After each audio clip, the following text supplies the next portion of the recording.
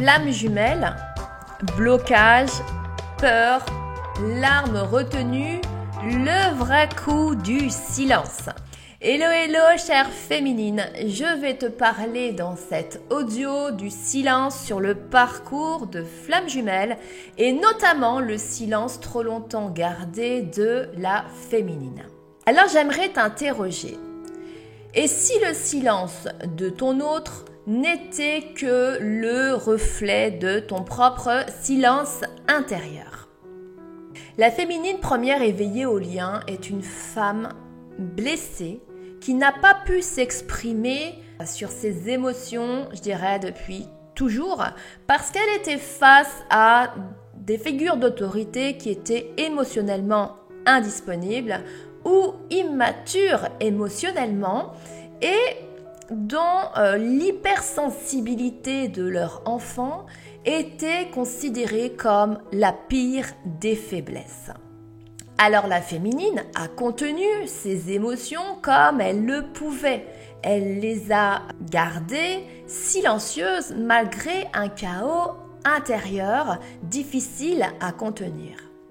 Cette féminine paraissait discrète, elle paraissait réservée, elle paraissait timide, mais en fait elle était surtout silencieuse.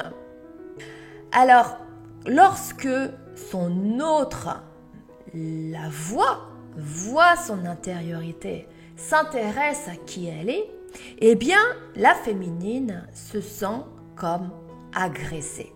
Et le jumeau ressent cette profonde douleur chez la féminine. Alors, derrière ce mutisme se cachent des douleurs profondes, des traumatismes inavoués et une multitude de conséquences invisibles, mais bien réelles. Blocage émotionnel, peur enfouie, larmes jamais versées ou trop versées à l'abri des regards. Alors ce silence a un coût, un véritable coût à la fois personnel et collectif.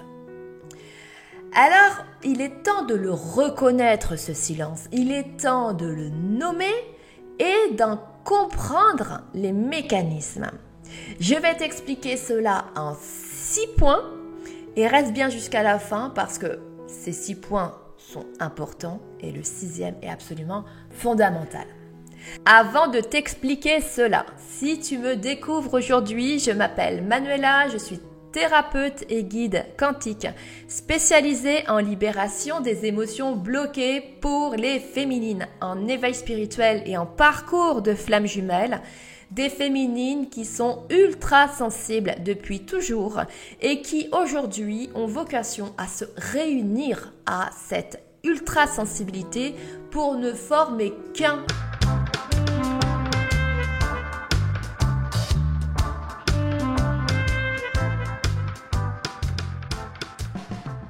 Donc, pour identifier tes blocages intérieurs, pour les comprendre, j'ai créé un e-book gratuit qui pourra véritablement transformer ta vie. Tu trouveras le lien en description, c'est un e-book gratuit à télécharger.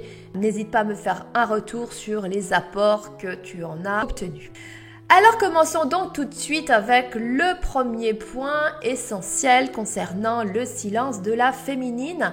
C'est le poids du silence dans le corps et l'esprit. Le silence, il agit comme une gangrène émotionnelle, c'est-à-dire que les mots non dits s'infiltrent dans le corps sous forme de stress, de fatigue chronique et de troubles psychosomatiques.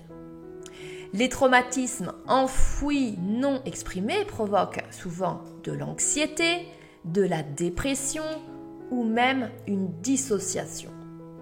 Alors, c'est le corps qui se met à parler à la place de la parole interdite. Avec les années, il est souvent difficile de retrouver l'origine de ces troubles du quotidien sans une réelle thérapie. Alors, ce fardeau intérieur devient parfois une nouvelle identité.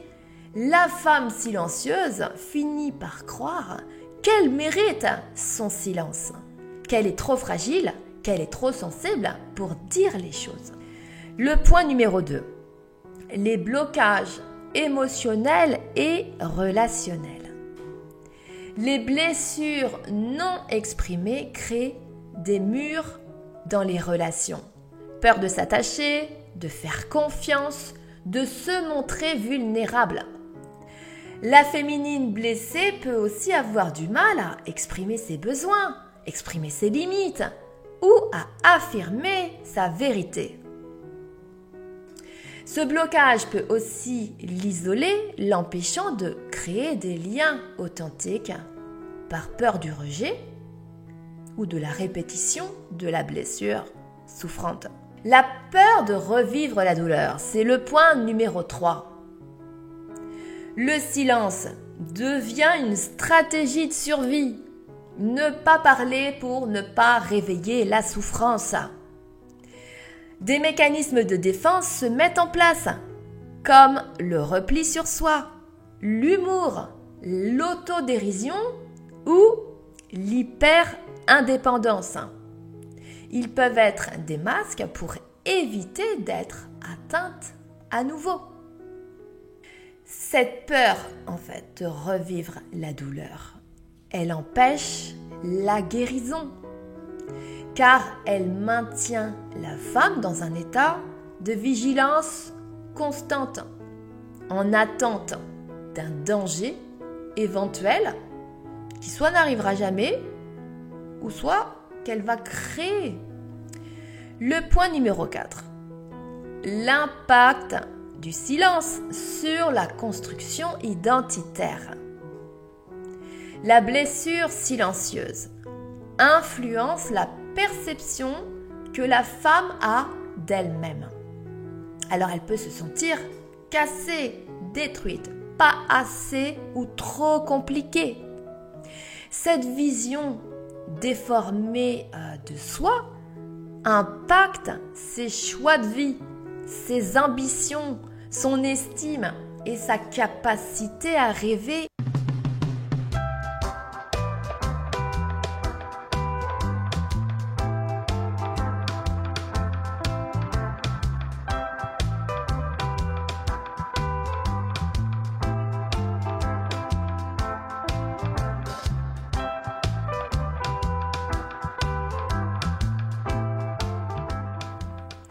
Cette femme va souvent attirer à elle des hommes indisponibles émotionnellement.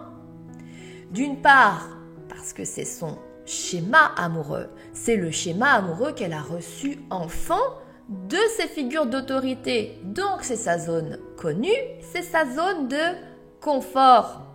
Et secondo, elle va se sentir en sécurité face à l'autre qui ne va pas venir explorer ses zones d'ombre à elle. Le souci, c'est que cette femme ne va pas se rendre compte de la toxicité de cet homme qui va en fait reproduire les comportements dysfonctionnels de ses parents. Le silence contribue à un effacement progressif de soi, un effacement de soi qui va s'empirer dans une relation de couple toxique. Cette femme, en fait, s'adapte, elle se tait, elle se conforme pour ne pas déranger, jusqu'à oublier qui elle est vraiment.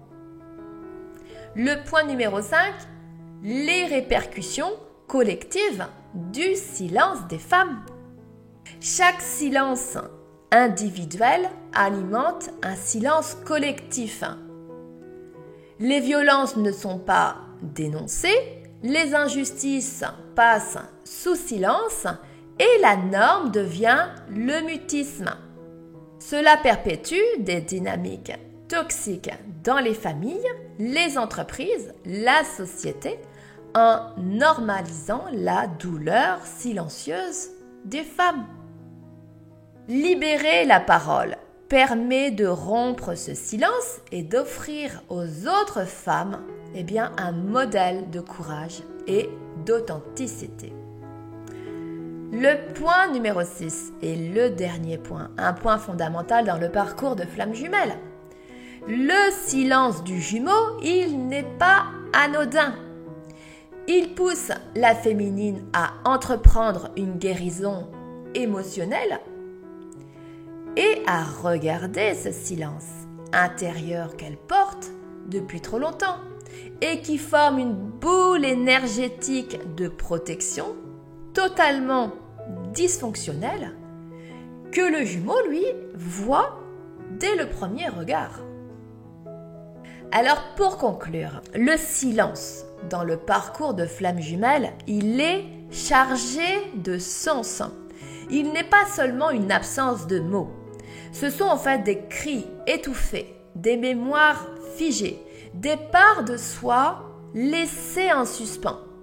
C'est aussi un choix souvent imposé par les peurs, la honte d'être insuffisante ou le manque d'écoute et d'attention qui, à force, te fait sentir inintéressante. Pourtant, briser ce silence, mettre de l'attention sur les non-dits, eh bien c'est entamer le chemin de la guérison. Un chemin de la guérison personnel et collectif. Alors en accueillant tes larmes, en nommant tes peurs et en dissolvant progressivement tes blocages, eh bien, tu peux reprendre possession de ta voix V-O-I-X, mais ta voix aussi V-O-I-E. C'est aussi reprendre possession de ton corps et de ton pouvoir. Le vrai coup du silence que tu t'imposes, c'est qu'il t'empêche d'être toi-même.